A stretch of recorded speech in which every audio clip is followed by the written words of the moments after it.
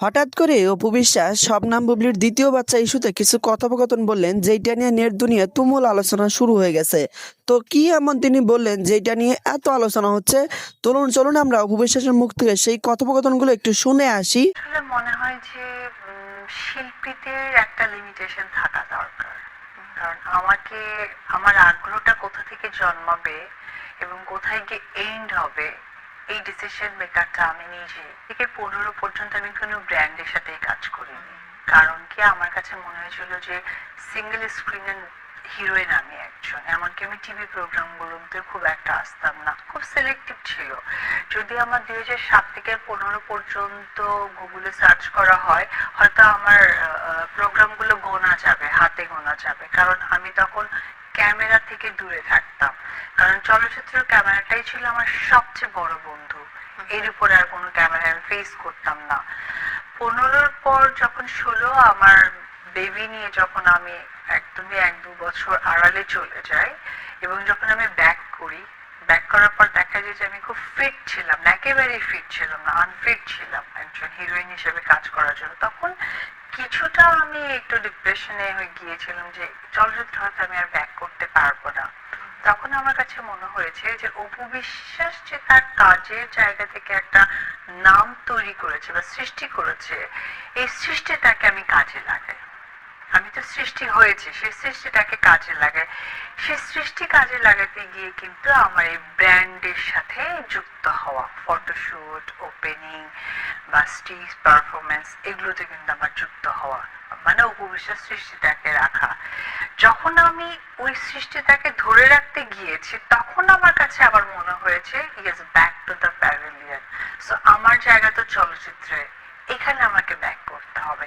তখন কিন্তু আমার আবার এই ট্রান্সফরমেশনের প্রতি ঝুঁকে যাওয়া।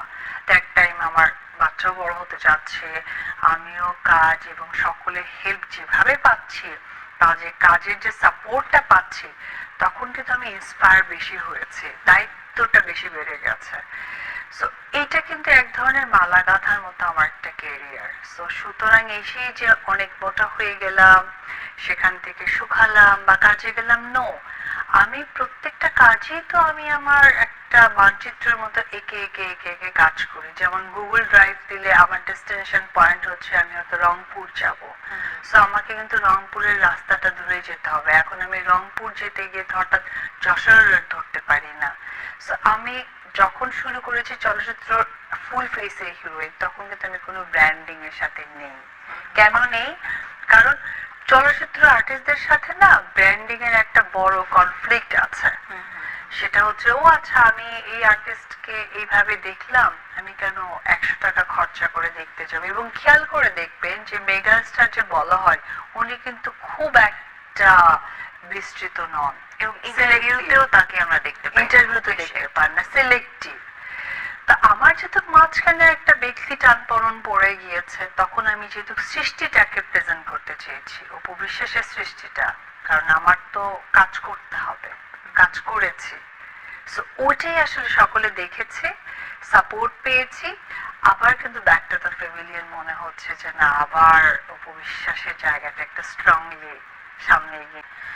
সো ওই জায়গা থেকে আমি সোশ্যাল মিডিয়াতে, আমি বললাম না যে স্টার্টিং আর এন্ডিংটা যেহেতু আমার দায়িত্বেই, সো আমি ওইভাবেই আসলে মেনটেন করি।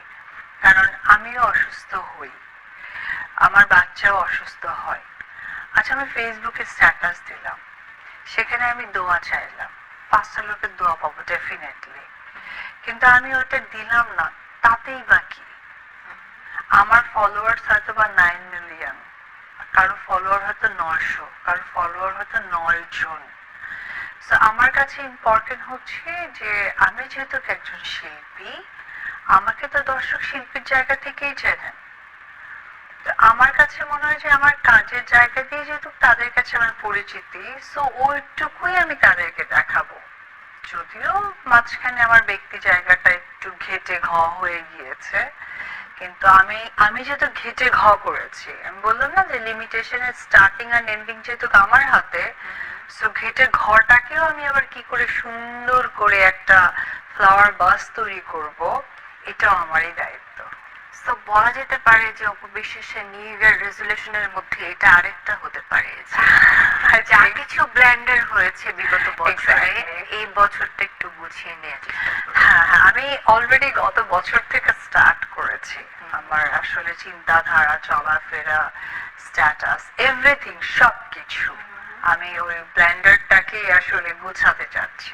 আর বিশেষ করে শিল্পীদের যে কোনো স্টেটমেন্ট, সেটা লাইফ নিয়ে হোক, কোনো শিল্পীকে নিয়ে হোক, স্টেটমেন্ট গুলো কিন্তু একটা আইডিওলজি হিসেবে দর্শকদের জন্য কাজ করে। কারণ আপনি অনেক অনেক মানুষের আইডল আসলে, মানে গণমানুষের অভিনেত্রী যদি বলতো। তবে আমি যেহেতু আইডলের কথাটা আপনি বললেন, আইডলের ক্ষেত্রে আমি এটুকু বলবো যে যেটাই আমি দর্শকদের কাছে ছড়াবো এইটা যেন মানে মানে কি বলে, এটা যেন খুব সুন্দর হয়, খুব যেন সুন্দর ভাবে হয়। কারণ আমাকে এই যে আজকে আমরা একটা ব্র্যান্ডের সাথে আমাদের যুক্ত করে, একটা ওপেনিং এ আমাদেরকে নিয়ে যায়, একটা সিনেমায় আমাকে একটা ক্যারেক্টার প্লে করছে, এটা কিন্তু যে দর্শকদের ভিতরে কিন্তু আমাদের সেই জায়গাটা, অবস্থাটা তৈরি করছে।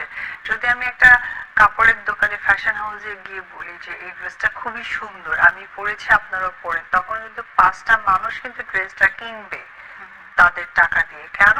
কারণ তার পছন্দের আর্টিস্ট করেছে এবং তাকে আইডলও মনে করে, পাশাপাশি অনুকরণ করারও চেষ্টা করে যে না আমিও এরকম পরে এরকম হতে চাই। সেম থিং, আমি আসলে কি করব, কি শিক্ষাটা দিচ্ছি, আমার দ্বারা মানুষ কি পাচ্ছে, এই বিষয়টা আসলে আমাদের মানে স্ট্রংলি তৈরি করা দরকার। যেমন আমার খুব কাছের কিছু মডেলস আপুরা আছে, অনেক সময় আমাকে জিজ্ঞেস করে পারিবারিক বিষয়গুলো নিয়ে, যখন আমরা একসাথে কাজ করি, যে অপু তুমি এত স্ট্রংলি কিভাবে থাকো, তখন আমি একটি কথা বলি যে দেখো, এক্সপেকটেশন এটা রাখা যাবে না, সেটা তোমার সন্তান পর্যন্ত না। আর যাদেরকে ঘিরে সব সময় বিগত ঝামেলাগুলো তৈরি হয়, সেটা হতে পারে হাজবেন্ড, হতে পারে বয়ফ্রেন্ড, বা মনের মানুষ, পছন্দের মানুষ, এক্সপেকটেশন রাখা যাবে না। এই কারণে রাখা যাবে না কারণ একটা মানুষ আমাকে ছিটকে ফেলে দিতেই পারে, অস্বাভাবিক কিছু না। পৃথিবীতে ভূমিকম্প হয়ে 10তলা বিল্ডিং 3 বছর ধরে বানানোর পর 3 মিনিটেও ভেঙে যেতে পারে। সো পৃথিবীর উপর কি আমি এখন রাগ করবো? রাগ করে কি পৃথিবী থেকে চলে যাব? সো এটা হচ্ছে ডেস্টিনি বা একটা কার্মা বলে কথা আছে।